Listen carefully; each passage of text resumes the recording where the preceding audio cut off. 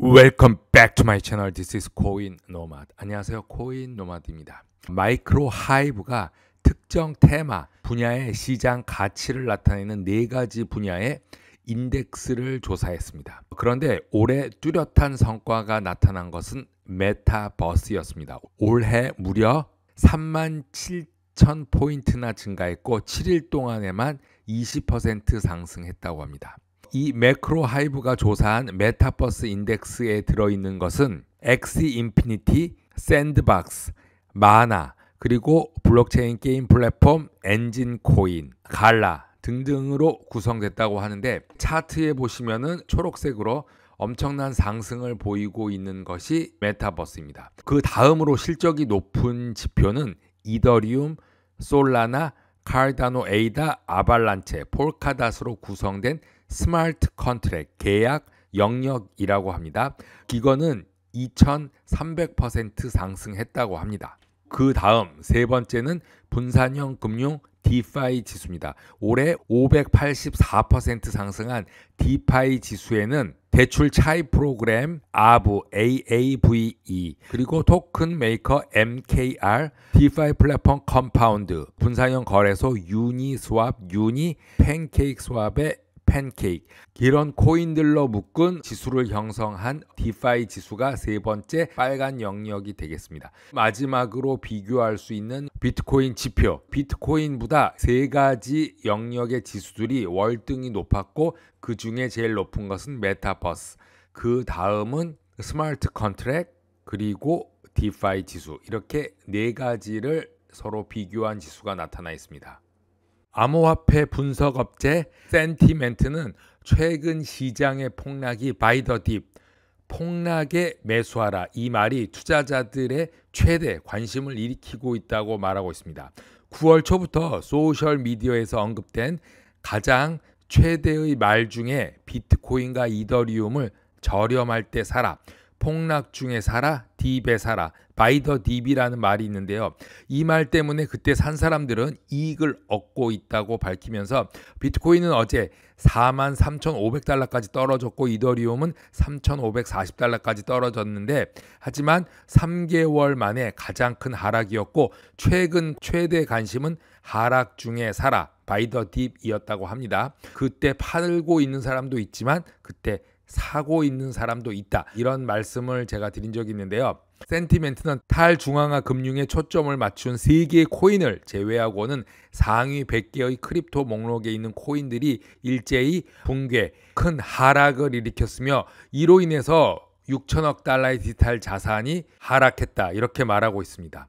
중요한 관전 요소는 전 세계 전염병 코비드-19에 대한 우려와 주식시장의 하락세, 그리고 단기 매매 시장 간의 비율, 이 3개를 주시해서 봐야 된다고 하고, 이렇게 하락폭이 큰 상황에서 엘살바도르의 대통령은 트윗을 통해서 150개의 비트코인을 평균 48,670달러에 바이 더 딥에 샀다고 트윗을 날렸습니다. 센티멘트 차트를 보면은 초록색은 비트코인 가격입니다. 고점을 찍고 계속 이렇게 올라갔다가 다시 이제 최대 하락을 했는데, 이 당시 미디어에서 가장 소셜 플랫폼 등에서 바이 더 딥, 폭락할 때 사라, 최저점에서 사라, 이제 그런 말 바이 더 딥이라고 하는데, 그 말이 가장 유행처럼 퍼져나갔던 때 노란색으로 이런 곳이 비트코인과 이더리움을 저렴할 때 사라, 이런 말인데 최대 폭을 찍었던 게 어제였습니다. 그래서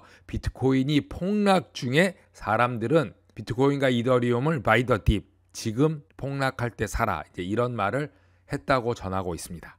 로이터 통신 인터뷰에서 제넷 옐런 미 재무장관은 미국이 중앙은행 디지털 화폐를 도입하는 문제를 아직 결정하지 못했다고 말했습니다. 이 인터뷰에서 페드 연방준비제도회 이사회 제롬 파월 의장이 CBDC에 대한 평가 발표를 곧 보고서를 작성한 후 발표할 것이라고 말하면서 CBDC 시행에 대한 모든 찬반 양론을 듣고 있으며 은행 시스템을 해체하는 데 효과가 있을 수도 있는데 장단점을 잘 살펴봐야 하고 아직 결정된 것은 없다. 이렇게 말하고 있습니다. CBDC에 대한 결정이 어떤 것이든 미국 정부의 다양한 합의를 이끌어낼 필요가 있으며 연준의 견해를 이해하는 것이 가장 중요하다. 그리고 행정부의 견해가 무엇이며 아직 백악관과 진지한 대화를 논의한 적이 없고 의회도 이 문제에 곧 관여할 것이라고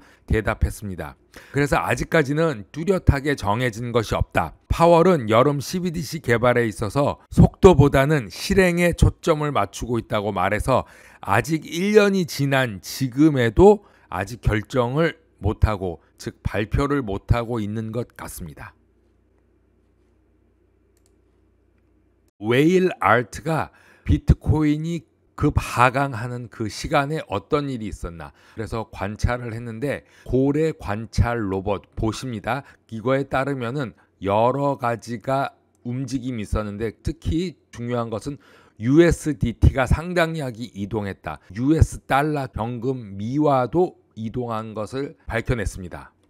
고래 관찰 로봇에 의하면은 하락할 당시 몇 시간 동안 5억 달러 상당의 스테이블 코인, 특히 USDT가 옮겨져서 고래의 활동이 급증하는 상태에서 심한 비트코인과 코인 시장 조정이 이루어졌다고 하는데, 비트코인이 25일 1시 30분쯤 5만 달러 선을 돌파 하락하기 시작할 때 거래소와 지갑 사이로 수억 달러의 암호화폐가 오가기 시작했고, 그 시간대에 바이낸스에서 1억 1,600만 달러 상당의 최대 규모의 스테이블 코인이 이동이 됐는데, 바이낸스에서 출처를 알 수 없는 지갑으로 USDT 스테이블 코인이 옮겨졌습니다.